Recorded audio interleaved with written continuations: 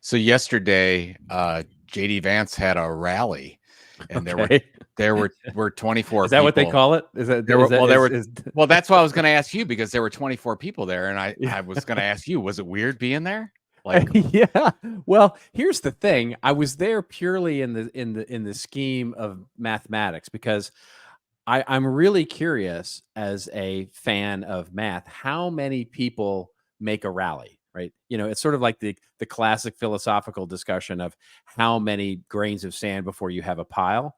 How many how many how many people do you have to have before you can actually officially call it a rally? And okay, so I after think your 20 I think intense, 24 is probably the minimum. you think, okay, that's what I was going to ask. So after your intense scrutiny of other rallies and data and your research, That's right. how many people make a rally? It's 24, but when I 24. left, So when I left, the rally stopped becoming a rally. you left and it's no more rally. That's right. That's the saddest thing I've ever heard.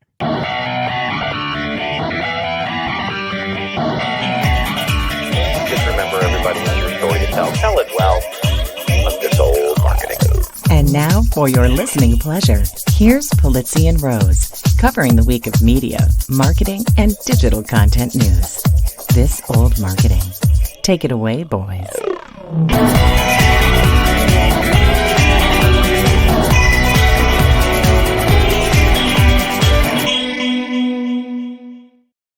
Well, hello, friends. Welcome to This Old Marketing, proudly brought to you by the HubSpot Podcast Network, the audio destination for business professionals. And I'm Robert Rose, and welcome to episode number 441 for Friday, August 16th, 2024. And with me, as always, as he always is my pal, my colleague, and the guy who single-handedly brought down X this week during the Trump and Elon interview, Mr. Joe Hacker Pulizzi. Yes, it was me. It was. Yeah. What wasn't it? Didn't Elon say it was hackers from Iran? Wasn't that at the issue they were? It was some sort of. I mean, It was I saw something that in general. Yeah, I think it came across. It said it was a DDoS attack, and I mean, I mean, look, the thing with cons is it's in the details, right? You got to you got to go with the details. That's how the mark of a successful con. And he actually had names for them, as I understand it, right? One was called Cami 4119, and and Let's Waltz 372, or something like that. He was certainly going out on a limb. Let's put it. Well, let's face it, though. Spaces. This is a consistent issue with spaces that have. It was always an issue with spaces, and it still is. Yeah, exactly. Well, when they had DeSantis on there, it just went kerflub or whatever you want to call it too. So they've got some issues there. But yeah, hey, I wanted who knew if you actually unplugged all the servers and actually took down 30% of your infrastructure, things might not turn out so great, right? Yeah, who would have ever thought? And I feel bad. We're going to talk a little bit more about X and Elon. I sort of feel bad about it because I don't know if we should be giving him that much promotion, but it's just too easy for news. It's just so. But speaking of fun news, it's newsy. It's newsy. It is newsy. It's because we're going to cover it because it's newsy. Now, so people who are listening to this can't see it, unfortunately, but I have my Arsenal Keepers jersey on. It is. This is the green. special yellow and orange. That is a special shade of green, my friend. I have to be different because it's the one Arsenal kit that has orange in it. So I have to get this one. And the reason why I'm wearing it, I know you want to know this. I was all aflutter with worrying about why. Is because the first match of the year is this Saturday. Is it really? This is the kickoff. I guess, do you call it a kickoff? I don't even know. Yeah. Yeah. Jim Clark, my friend who I think listens to this sometimes, you have to let me know if it's a kickoff or not. But the kickoff is this week, and I'm very excited because Arsenal finished second last year. We're going to take the whole thing this year. We're going to beat Man City. Now, when you watch a game or a match, it's what time does it usually come on for you on the East Coast there? Usually in the early mornings, anywhere between 7 and 10 in the morning. Okay, well, that's good though. Then you could get up, you can have some coffee, you can watch the match, and sort of be about your day. It's kind of cool. So on the west side of Cleveland, there's a wonderful bar called Rusty's Tavern, and Of they course, are I forget it's Cleveland. There will be morning drinking. Yes, they're, yeah. it's the unofficial official Arsenal Yeah. club there that we gather in the mornings, and we have a really good tradition that when Arsenal scores a goal, everyone does a shot of Fireball. Okay. And when I Oh my first God. started going That's to the most games, Cleveland thing ever. oh my God, when I first started going to games, 17 or 18 or something, Yeah. there was one where they scored 4 in the first half, Yeah. and I was done for the day. Yeah. I That can was it. yeah. There was no more One work of to be those done stupid for Joey. fireballs. There was Yeah. no more. You don't watch any Premier League football, huh? You're just, oh my God, do. how was your Cowboys game? You went to the Cowboys game, It was right? it was a lot of fun. Look, I'll say this. It's a preseason game, so nobody really cared, and it ended up being a very boring football game. I mean, it was just That's so all preseason games are boring. all pretty much all preseason games are boring, unless you're sort of a fan of one of the third string, whatevers, and you're hoping that person is going to shine, and all of that. But it was basically it was very clear it's the very first preseason game, and they were playing like both teams were playing like it, and but SoFi Stadium, big thumbs up. You loved it? I can't Yeah, wait. I want to really, go. that was I my wanna first. That go. was I my wish first. if somebody yeah. would have asked me to go, I might have been able to go, but nobody asked me. You That's were going fine. to fly to LA. You were busy. You had things to Oh do. my God. I'm not busy. I'm retired. That is not even Somewhat. a little.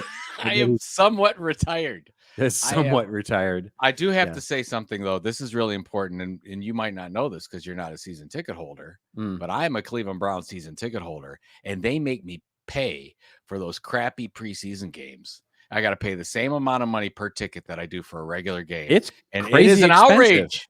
It's an crazy. outrage. It's not cheap either. No, it's not cheap. I mean, my wife. So my lovely wife gave me this ticket for my birthday. Oh. And so she upon opening it, she was like, well, it was either this or the 49ers game. She wanted something close, right? So obviously SoFi is much closer. But obviously going up to the, Silicon Valley would be easy enough for the 49ers game. And she said, obviously I wanted to give you the 49ers game because that's a big rivalry. It's the middle of the season, and it's, Sure. It's a whole thing. Which that makes me warm in my heart that she even knows all of that. But the thing is, she said, if we were going to do that, we'd have to mortgage our house. I mean, it's literally that expensive to get any kind of tickets now for an NFL game is crazy. I would imagine that if you're gonna get nosebleed seats for a San Francisco Dallas, it's probably $250. No, it's $1,000 each, my friend. Yeah, not for nosebleeds. No way. Yep. That's ridiculous. Believe it. It was $1,000. $1,000 each for each. Okay. Now that may not be in the end zone nosebleed, sort of thing, but it was $1,000. Were the cheapest tickets she could find that were even in any reasonable spot in the stadium. Well, see, that's because she's looking that's at the wrong $2,000 to go with a friend. It's $2,000. She's looking at the wrong. So if she would have said, "Oh, let's look at the Cleveland Browns versus the Jacksonville Jaguars," which was where I was looking to go, where we're looking to go to an away game this year. Yeah, you can get $50 tickets, and if you want really good tickets, you spend like $100, $120. So that's very reasonable. Yeah. So it did come out this week that the Cowboys are valued at just over $10 billion now, and are the richest, team. They're and it's like all the Cowboys are like, we don't care. All we would love is just to win a playoff game. That would be great. How much of that valuation is because Dallas Cowboys were sort of the international team for so long, and that brand has built up over the years? Like it or not, that team travels better than any team in the NFL. I mean, I will tell you this. The preseason game that I went to we sat on the visitor side, of course, and the number of Cowboy fans there, I would say, outnumbered the number of Rams fans. I mean, certainly the visitor side was way more crowded than the home side. Yep. So, but of course there were some Rams fan on the visitor side, but it wasn't that crowded. It was probably, the stadium was probably, I don't know, 60-70% full. But there was a lot of Cowboys fans there, and that's true just about everywhere. Well, the game that really will count is opening day at Cleveland Browns Stadium, where the Browns play your Cowboys. That's right. I'm very excited, and we have our special. So I know. Okay, we're gonna talk about marketing stuff now. Yeah, but that's right. We are gonna do our special episode. We don't know when it's gonna come out, but we're gonna record it. I think next week. We keep threatening. Yeah, keep threatening. No, it's on the calendar. We're gonna do it. It's gonna be 30 minutes of stupidity on the NFL, and there will be bets. There will be bets, and it'll be a separate episode, so you'll see it in your feed. You can go, and it'll be titled with football. So if you're not into it, you can just let it go and not download it. No, we're gonna put a little bit of marketing news in it, so now you have to.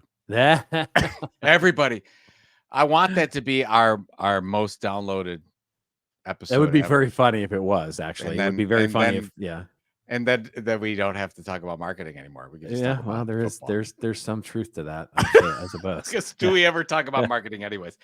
Anyways, we what do. We got going on today? We do have a show for you. It is the dog days of summer, folks. So the news is a little light, but of course there are things going on. We will talk about X, as Joe mentioned just a few minutes ago, because Linda Yaccarino. Thank you, by the way, for everybody who emailed in all of the Bob Dabolino sort of. Oh my God, the Bob Dabolino. That's the second so or third good. time that somebody said you have to do. It's so good. To Bob Dabolino. We are working on that, by the way. Yeah. Anyway, Linda Yaccarino, she's calling for an ad industry reset.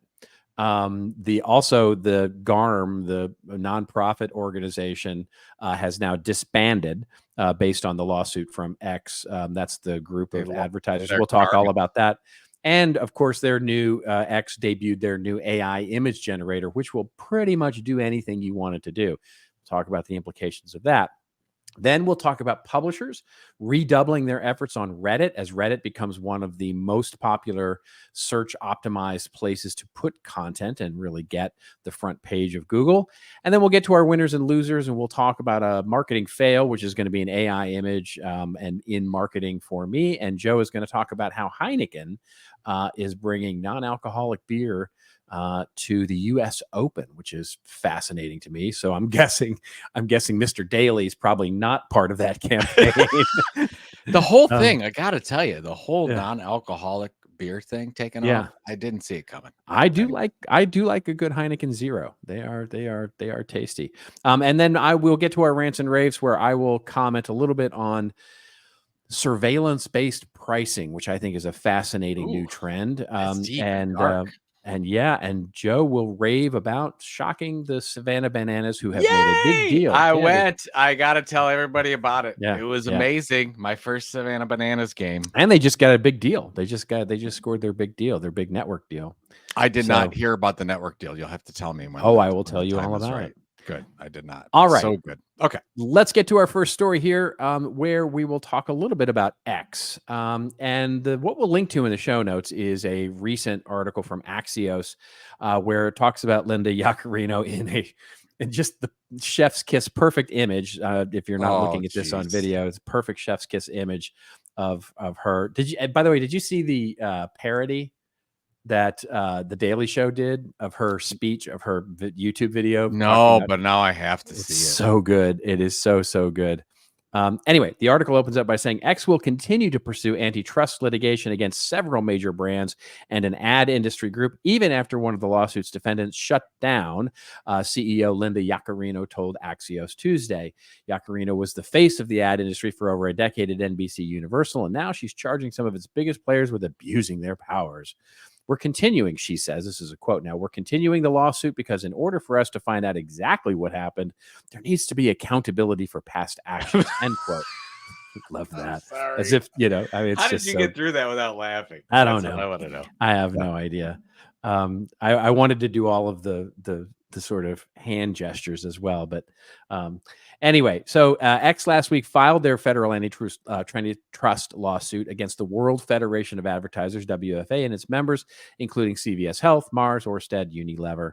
The suit alleges the group abused its influence over marketers and ad agencies to discriminate unfairly against X, prompting a boycott. And then basically, if you put this into sort of context this week, this is happening in the same week, by the way, that Trump and Elon had their big conversation on Spaces. It also happens to be the same, the same, sort of news as the GARM, which is the nonprofit that they are suing, disbanded. Basically, went, you can sue us if you want, but we're just going to stop working. Which, anyway, I have a take on that, but I would love to get your take on everything going on with X this week and what the heck we should do. I think that we should leave this image up of Linda Yaccarino in her beautiful, it's just, and by the way, pretty dress. It's a lovely dress, I have to say. As I said in the last episode, I feel bad for her. And I don't know. And I do not. I don't know why she's not feel ruining her bad career for her at all. I don't know if you saw this, but we had a little short that our wonderful team put together on our rant last week on why X is doing this and why they are suing their advertisers or former advertisers. And we actually got comments that people are saying, stop telling lies. What? I didn't see that. I didn't see that. You gotta go see it. Yeah, it's like, you're lying. It's BS. You're lying. I'm like, what? No. What did they say we're lying about? Is this on LinkedIn? That's what I said. I said everything that we said were facts. Like, what? I said, what's not true is what I responded. This was on LinkedIn. I did not. No. It's on YouTube. Oh, it's on our YouTube. Oh, it's on our YouTube. Bustling YouTube channel. Our bustling YouTube channel. So if you want all four people, check that out. No, it's the YouTube channel is very consistent. It's doing okay. Again, this is I don't know what the strategy is called that Elon is doing, but the problem here is that it works. Like, and I know you're going to talk about GARM here in a second, but so this stupid litigation that is up, Twitter's revenue before Elon took over was $4.5 billion a year in advertising revenue, and now it's $2 billion, if that. And that's because of how Elon has run the company and the perceptions around it. And yet, he's going on to say, this is terrible. There's a conspiracy. I don't get it. And yet it worked in some respects because GARM, the group that was from the WFA, where did GARM come from? GARM is it's an amalgamation of retail brands mostly who, Global Alliance for Responsible Media. Correct. Then they discontinued their activities based on the lawsuit because they said that they can't. So that's what I really don't get out of this whole thing happening. So it looks like Elon and Linda have won here because GARM is shut down because they said now they can't afford their legal defense. But I have a feeling that they could easily get support from a number of people to support. Is there like a conspiracy around that? Like why did they shut that down? Do you know? Well, I'm sure they shut it down so that there's nothing to sue. I mean, they basically said, it's kind of a brilliant move. I mean, look, here it is. Right there. GARM was maybe 4 employees. I mean, we're talking, it was tiny, right? It's not, it wasn't a big organization. It's built for this. It's built to do exactly this. And like it or not, right? I mean, there are plenty of, I think, legitimate arguments to be made that you can make, perhaps, to say, this is a little sketchy of brands coming together under a nonprofit to work together to demonetize platforms right now. Although it says a boycott is a part of free speech guidelines. Of course, obviously it's been done, so it's not like, of course, everybody has they have the right to not speak, right? And so and in fact, the Judiciary Committee came out, in early July, and it was a press release from the Judiciary Committee. So the House Judiciary Committee, so you know who controls it. Basically, they came out with a whole report saying how GARM was there to the world's biggest brands are, harming and controlling online speech by demonetizing platforms. But let's be clear, it's one platform, right? They're not out there doing this with Facebook, and they're not out there doing this with, Instagram, or they're out there doing it on one platform, which came very, the stated mission of the organization may have been to look at all media, right? But it's about one platform, and it's not even close in terms of what's going on over at X. And so, it's a way for them to speak through one voice, and and offer a target, honestly, to say, to coordinate their messaging, to coordinate their boycott. And and again, I think you probably could argue that that's a little, it's just a little skeevy, maybe. I mean, especially if they started doing it sort of as a coordinated effort across all sorts of platforms and all that sort of thing. But in this particular context, I think it's, but we've mentioned this before, and here's the thing. Yes. So if, so X accomplished their goal, as The Verge says, that GARM disbanded, little GARM. But here's the key. If Twitter ads were working, this wouldn't happen. Like, even with remember all the mess that Facebook got into for years, right? And even when it happened during the election of 2016 and all that kind of stuff, nobody stopped supporting that platform because Facebook ads work for businesses. That's right. And what has historically been the worst performing advertising network on the planet, social media network on the planet? It's always been Twitter. They've just never worked as well as they do on Instagram or on Facebook or TikTok or anywhere else. It just doesn't. Yeah. So that's the key. So this was a very good excuse. And Elon's behavior is always a great excuse for them to say, yeah, it's not working. It's our fifth choice anyways. I think we're just going to back out. That's right. So they're not coming back. If all of a sudden it would start to work for people, they would come back in droves. So that's what I would say to Linda Yaccarino and to Elon, is that if you have some more data on ads really working on the platform, I think you'd get people to come back. Well, and I think as well, from a brand safety perspective, you have to look at it like, here's the thing. It's when anything goes, it is indeed, quote unquote, free speech. Twitter X is allowed to do this. There's no law that says that they have, right now, there's nothing that says that they can't allow monitored or moderated. Right. But the implications or the consequences behind that, everybody's behind free speech until you say, well, okay, but there are consequences to free speech, right? Which is people can not want to be associated with you from your free speech. And sort of a highlight to that, you can see which is, I just thought was sort of a weird, almost poetic twist this week. So X releases their new AI image generator, which is basically Grok. So Grok 2, which is really annoying to me because I really love the word Grok, and it's annoying that it's been absconded by Musk. But I know, from the wonderful book Stranger in a Strange Land. But you can apparently, I am not a premier or paid member of Twitter anymore, so I can't get access to it. You have to be a paid member to get access to it. I almost paid just so that I could get access to it for this, and I may still, so I can test it out and see. But yeah, you can, as this article in The Verge points out, you can pretty much make anything you want, right? And they made an image of Taylor Swift in lingerie. They made, Kamala Harris holding a gun. They had, the very front page is Mickey Mouse wearing a MAGA hat. So it's smoking a cigarette. Smoking a cigarette, holding a beer on the beach. Yeah, right. It's like, now that one I believe, but the other ones, no, not so much. with no safety guidelines in terms of what it's, what it can create or what it can't create.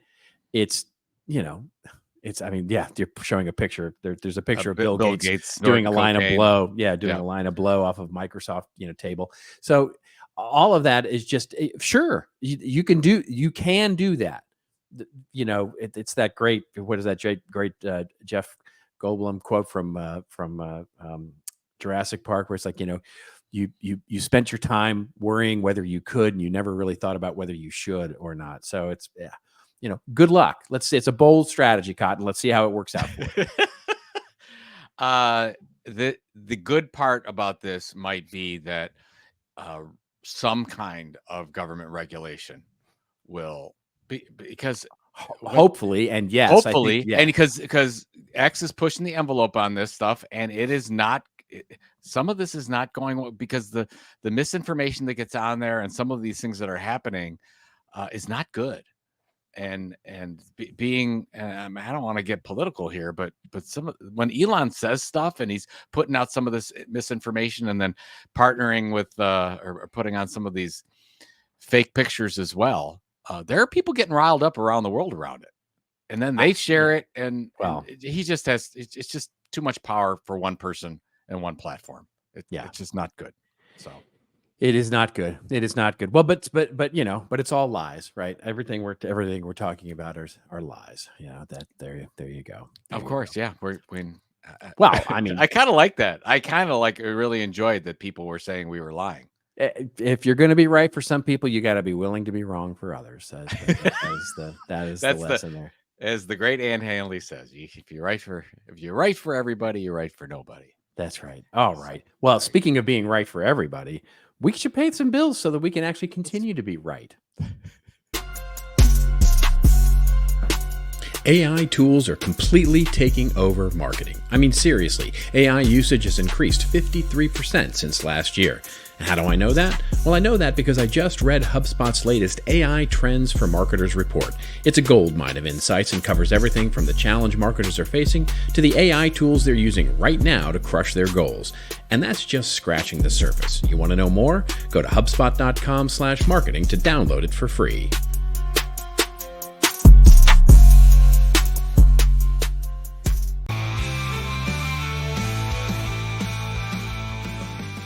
Are you looking for a new podcast that makes marketing simple? Well, why not make it simple and follow Marketing Made Simple, hosted by Dr. J.J. Peterson and brought to you by the HubSpot Podcast Network.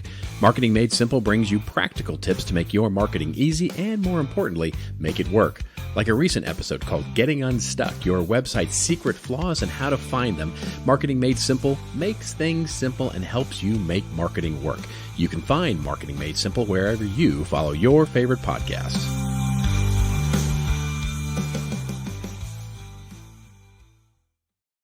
Tell you, you're really getting good at this fake music creation. I still need to send you. I have not. I space every time. I want to send you the version of the rap song with the lyrics to it because I think we're gonna put it in. Everybody, the listeners are waiting for this, but I'll do it. Actually, as the spot was playing, I made a note to myself to send it to you so that we could play it. Yeah. Then we'll have a spot in the podcast next week where you say that you forgot to send it, and we'll do the whole thing over again. There it is. Yeah, there's a special home for places. Oh, I'm sorry. We'll just. I don't even know what that meant. I'm not even sure. No, we're both getting forgetful. That's what. Well, that's saying. true. These are the early signs. That's true. Like when we started this podcast, we were young. Yeah, and free. You're now. I call you Sleepy Joe. I'll just call you Sleepy Joe. Yeah, Sleepy Joe. It wouldn't be far. Well, after this happens, I take my nap. I take my afternoon nap, as one does. Yeah, as one does after. I gotta go golfing. I gotta go golfing later today, so I have to be. And then tonight, we're very excited. We're going to see "Come From Away," the musical. Have you ever seen it? I have seen it. Yeah, it is. It is. It's a top. You've seen it. You've seen it before, though. You've seen it a couple times. It's back in Cleveland again, and we're going, and we might even. Music is great. It's a lovely musical, and it's about an hour and 40 minutes. No intermission. Oh, I love shows with no intermission. Remind me, do they talk or is it all songs? No, they do. There's some talking too. There's some talking. There's some. Okay. It's not Yeah. all songs. It's not Even some of the recessive. songs are talking. It's like, Yeah. are they songs? Are they talking with music? I don't gotcha. know. Yeah. But it's excellent. If anybody has not seen Come From Away, It's highly good. recommend. It's really great. Yeah. Yeah. It's very heartwarming for sure. It is Very it is. heartwarming. It's a good story. All right, let's get to our best of the rest here, where we talk about the news. And we've got one really interesting article this week. It's coming to us courtesy of Adweek, and it's about publishers and how they're redoubling their efforts on Reddit as the platform rises in searchability. The article opens up by saying, last September, in an initiative called the Helpful Content Update, Google made a number of changes to the algorithm that powers its search results. Despite its innocuous name, the update dramatically reshaped the search landscape, throttling traffic to smaller, independent websites while increasing the visibility of others, according to Ewan Finster, the founder and growth agency Red Visible. The update gave heightened search visibility to user forums like Quora and Reddit. Google even added a forums tab to its search results, and Reddit in particular has seen its traffic skyrocket between August 23 and April 24. Readership to the 20-year-old platform nearly tripled, rising from 132 million visitors to 346 million monthly visitors, according to data from SEMrush. That's amazing to me. I mean, there's money going on here as well, but what do you make of all of this? I read this and I was shocked. Like, I thought that Reddit was a winner in the latest updates, that ongoing updates that Google was. I had no idea that it was this kind of thing. What's the one you read? Some of this, Reddit increased its organic traffic 7-fold in the last 9 months. It's amazing. What? Yeah, and by the way, went public in that time frame and has been crushing it from a performance standpoint. But what's interesting, and this is for brands out there thinking about, hey, how do I integrate this into my content marketing efforts? It says Yahoo, Puck, New York Times have launched new Reddit accounts. Rolling Stone, Philadelphia Inquirer, Independent, AP, and Newsweek have restarted. So they stopped and now they've restarted. So it seems like, I mean, we're just talking about Reddit here, but it looks like Quora as well. Any of these discussion forums where there's actual people that are coming up with the answers has kind of risen to the top. Where, I mean, we talked about it. Was it last episode or a couple where people are typing in, like, Reddit only site, reddit.com. Like, I want search results around this area. How do I change Reddit? How do I change the Flibberty gibbet on my washing machine? Reddit. Yeah. Right. Because there's almost assuredly a thread on how to do exactly that. So it's interesting. So you have a lot of people that are going to AI for, like, ChatGPT for their search. Look good or not, they're doing it. We know they're doing it. And then on the other side, you've got people saying, no, I don't want these robot generated answers that I don't know are 100% real. I want human answers that I don't know are 100% real. So whatever. Yeah, it's a fascinating thing. I mean, so I've been a Reddit user and consumer, I guess, member, I don't know what you would call it, subscriber, since really the beginning. I mean, I moved over to Reddit I don't know, back in 2006 or something, 2007, when, what was the Kevin Rose, what was his thing? Dig. So when Dig started to get, like, really weird and went through its sort of challenges, a lot of Dig users, and so Dig was basically a very similar concept where people would go on and post news items or post, articles or memes or, just post stuff, and then people would talk about it, and you would dig it, right? You would dig it, and which is a thumbs up or a thumbs down.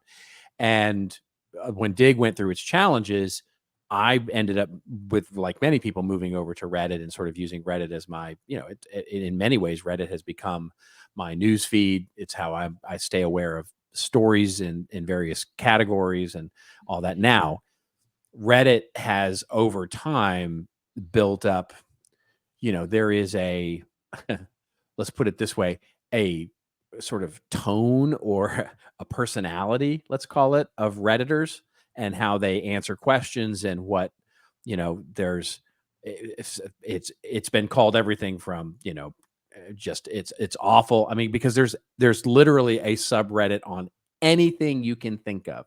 So basically, think of a threaded discussion on really any topic you can possibly think of. There probably is a subreddit, including, by the way, tons and tons and tons of sex, violence, not safe for work stuff. It's all there. It is a free-formed platform and a huge platform, way bigger than most people think it is.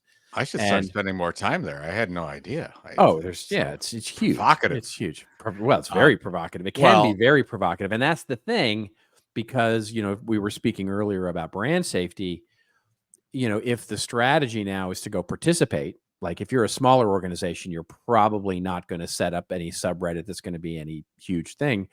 But I've started to hear very many people in the search engine optimization space say, but going and answering a question in Reddit, like as one of your employees, not as your brand, because that, of course, because of that personality thing, would immediately get you sort of the kind of thing where you're either banned or kicked out of a subreddit, if you start spewing, any kind of marketing spiel or anything like that. But if you get employees to start going in there and answering questions and being unique and being, valuable, it's an incredible opportunity. And it's and one that needs to be taken with a very large grain of salt, because your brand may not just be the right, you may not want to be in that pool. I like this when I saw it. I think that it's a good opportunity for marketers to reformulate the strategy and say, hey, and I'm not going to spend as much time on X Twitter. We're going to spend more time on Reddits and Quoras and come up with a real good answering strategy on that. Because for what of course, all these algorithm changes are temporary, but right now the wind is at the back of Reddit, and whatever strategy is going on, they're a big winner. It's interesting. It's part and parcel with, and I actually wrote about it for the last 2 weeks. My article for CMI has covered this.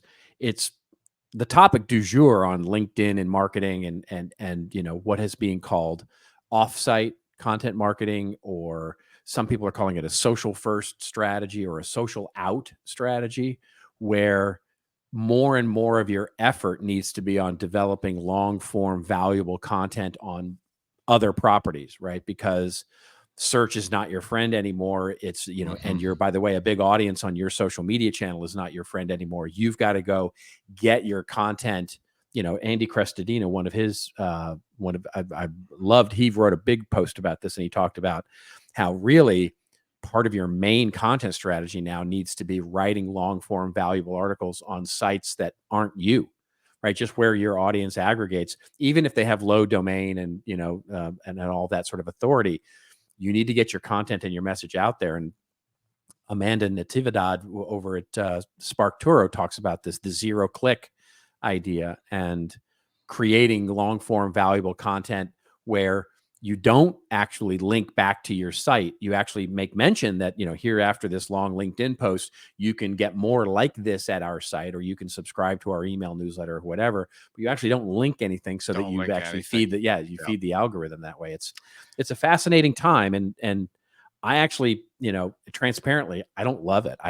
The fact that we have to lean so far into rented land these days is really annoying to me, but it's the oxygen we have in the room, so we got to breathe it. I do like it better. I mean, it's similar to some of the strategies we put together in 08, 09, 10. Right. Yeah. I mean, true. It's very, very similar to make sure that you have an article marketing strategy or whatever the case is. It's just part of it. Oh my God. I'm way bigger fan of this than like somebody struggling with a TikTok strategy that's not working or something like that. Like, just, I would not I would not find 5 new hours in the week to do this. I would look at what's not working with your current strategy, kill 5 hours, and then say, okay, we're going to reallocate to this, is what I would do. Yeah. Well, it just means you've got to design content specifically for platforms anymore, right? The days of throwing up a headline, a provocative clickbaity headline and a link to your blog post is over. That's just over. It's done. It's right? over. You've got to write the article for whatever platform, whether that's X or LinkedIn or Facebook or Instagram or Threads or YouTube or, another site or whatever it is, or Reddit, right? You've got to create that value there that makes people want to care about what you're doing and come over to your site and then interact directly. And then you go, okay, well, what do we put on our site then? Well, you've got to put the scarce, right? You've got to put the stuff that isn't available to everybody, right? So that people want to, there's a feeling of like a red velvet rope and this is exclusive. And if I want to get in on this and bookmark this so that I have it, or subscribe to that newsletter. What's interesting about Reddit is it has such a young crowd as well. Like you're on it. Our friend Claire McDermott, she's been on it since the beginning. Yeah. And then my two kids, 23 and 21, they've got also, I mean, that's like you're right. Their main feed for the things that they're interested in. Yeah. Is the subreddit on those things. And it's absolutely. it's good for Reddit's business model. They're doing something right. Well, yeah, it's good for their stock. It's good for their business model. It's good for everything. All right, let's get to our winners and losers here, where we talk a little bit about a winner and a loser from the previous week in marketing. And I think we both have pretty quick ones this week. Winners and you want to go first with your winner? Super quick, and I'll throw up the article here from Ad Age. Heineken's U.S. Open marketing emphasizes zero alcohol beer and moderation. I just love this can. It's basically they're doing a love can for their 0. I thought this was the U.S. Open golf. I did not know that.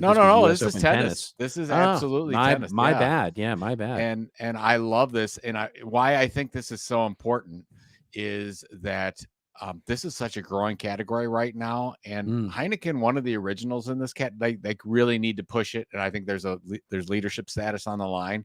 I like these kinds of integrations. And I just thought it was a cute. I don't know if it's going to work or not, but I certainly I'm cheering for them to do this. Although I do not drink 0.0. I don't. If I was going, you should try it. You should. I mean, when I drink, I would just have a soda, or I just water. Like I don't. Oh, but here's the thing. No, it's actually lovely. It really is. I'm not paid by Heineken or anything. It tastes like beer, right? It does. Like it's very well. No, it's. I mean, it's very hard to find good non-alcoholic beer that tastes good, right? And I started. I basically bought. I've tried a bunch of them, trying to find one that I really liked, and Heineken Zero was, and again, I'm not paid by there's nothing for me in this, but I would just tell you, I tried Heineken Zero and it was really good. And so I buy it probably twice a month. You know what I mean? Just as an alternative to having a tequila or a beer or wine or something like that. It's just a nice way to have a quote unquote mocktail, if you will, at the end of a day. It's a great way. And there's, it's not 0 calories. It's literally 19 calories or something like that. It's low. It's very low in calories, but the taste is really nice. Yep. You didn't sell me. Okay. Yeah. No, I don't sell many. Yeah. I don't sell many. Yeah. What I think is really interesting with the non-alcoholic beer category is how it was always very negative and a very small percentage of sales when O'Doul's came out, and everybody shift from the NA or the non-alcoholic to the 0.0%. That was a very particular shift that all these beer companies made. And for whatever reason, that's seen in a more positive stance than getting your NA beer. So the 0.0, who would have thought? It's like, hey, let's just change the name of something. Yeah. And maybe it'll take off. Yeah. It's content marketing. Well, I mean, we've come a long way since O'Doul's. I mean, the technology has come a long way. It's actually good. I mean, I drank O'Doul's back in the day, and it was, there was. I could tell you were an O'Doul's man. I would, yeah. All right, what do you got? What's your winner? I got a total hashtag fail here. This continues a theme that I've been on for a while, which is, look, here's the thing with AI image creation. It's not good. There's definitely a look. Like it's so easy to spot now, right? And I don't know if people love it, if people hate it, or if people start to look, askance at ads or content that have it. But what I know for a fact is that it's a genre, right? Because it's all got a look to it.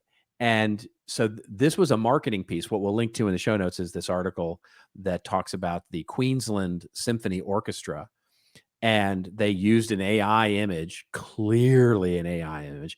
Now, here's the thing: you can futz around, and I've had debates on LinkedIn with people on this, and certainly discussions with people about, you know, the amount of prompting that you have to do to get something of high quality. This is the exact opposite of that. This is not, I mean, you know, just look how many hands are joined there with the couple, right? There's at least 4 or 5 different hands, in addition to their 2, right, that they're holding hands with. So there's that. There's, if you zoom in at least even slightly on some of the faces, it's like they're twin brothers or twin sisters. There's 0 women in the orchestra here. There's their faces are melting off like zombies. Well, I mean, there's just some of them are orcs from like Lord of the Rings. That's it's just, I mean, this was clearly just not well thought out. And to use this as part of the anchor in an ad campaign is just, it's the height of laziness, right? It's the height of, what are we doing? What are we doing here? And this is an example of this. I'm seeing lesser examples of this. In other words, lesser, like, sizable fails of this kind of thing, where it's slightly off, right? You know, and even the ones that people are, I'm now seeing people post like these AI images, and they're going, look how amazing this one is. Look how, and you go, they got 5 fingers, but, you know, look at the background. Where is that beam going in that house? It doesn't, you know, I mean, it's like, there's a creepiness factor to me, and this is just to me, right? There's a creepiness factor here that just, I don't know that it's interesting to me to see where this technology is going to go, because there are the sort of kinds of things that we're doing here. To me, it just sort of degrades the quality and level of our content down to sort of this. It just tells me that it's average. It just tells me everything is average, and it's annoying, I guess, is my point. Well, I think you're speaking to the laziness of the person doing this, but this is just a time that we're seeing these things, and in a year we won't see them anymore. See, I'm not sure about that. I'm not entirely sure about that. When these, let's just say when GPT-5 comes out and Claude whatever comes out, and all these other, we're not going to see any of this stuff anymore. This is just because we're living through it. It's just like when we talk about tales of hearing, like we're trying to hook up to AOL, and we've got the long buzzing. That's a fair point. That's a thing that only the people that like kids today, they would have no, unless they saw it in a Stranger Things or something, they would never know. Well, it wouldn't be that, but they would never know. So this is just this point in time, and it'll never be talked about again, because they're just learning. We're just actively learning on us right now. Yeah. Well, that's a fair point. And I'm probably wrong on this in the long term, but I will tell you, in the short term, don't do this. Don't do that.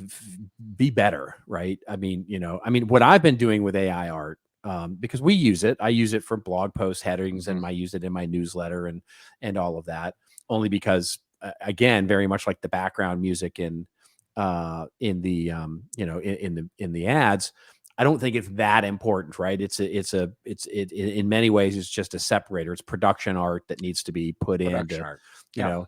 And so to me, when I do it, I just avoid humans altogether. I just go, give me abstract, give me an abstract Kandinsky style painting, that helps, that illustrates, a concept. And to me, that's easier.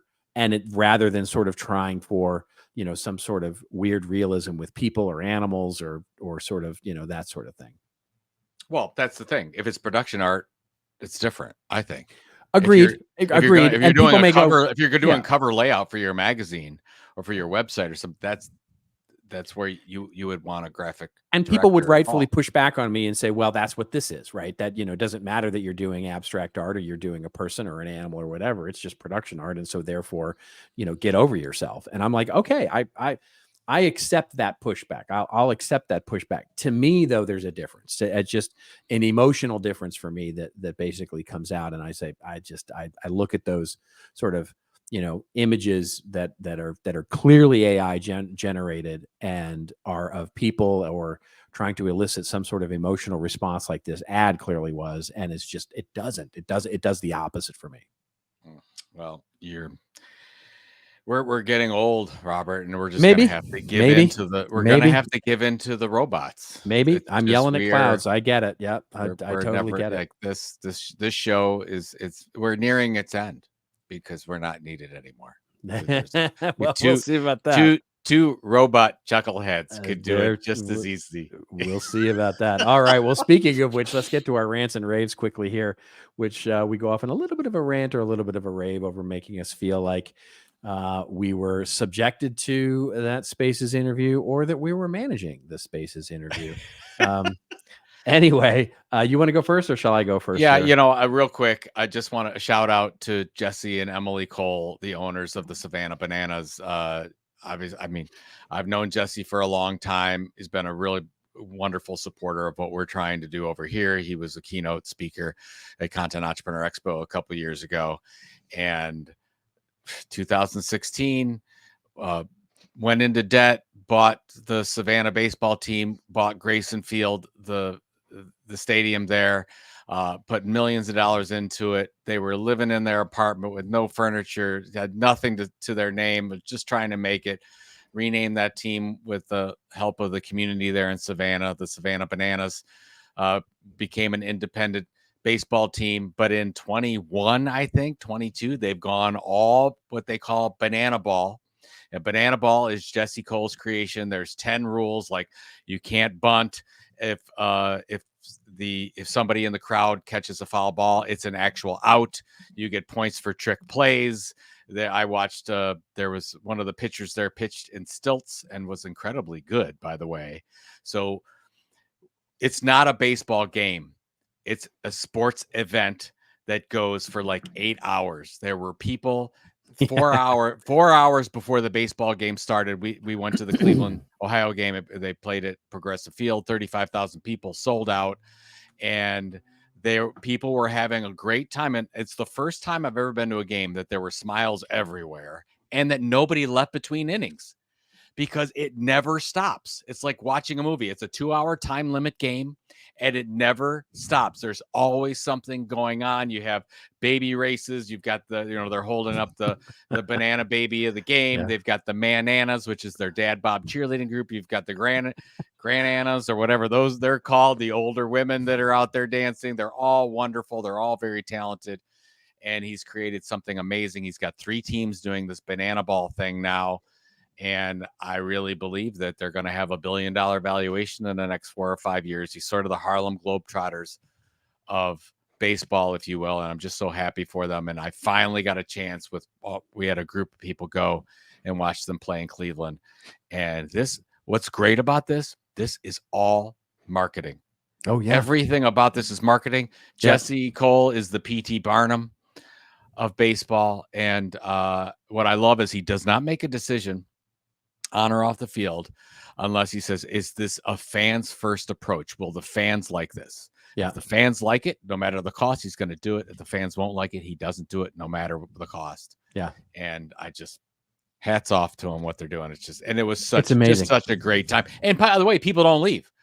Game's over. It's done. It's 2 hours. People are still hanging around talking. There's still people signing whatever. Like a Grateful Dead show. Yeah. The band is still playing out in the parking lot. Yeah, that's awesome. And they're all just hanging around there. And yeah, I've never been to an event like that. And it's just they could have sold. They had 600,000 people on the waiting list for that game.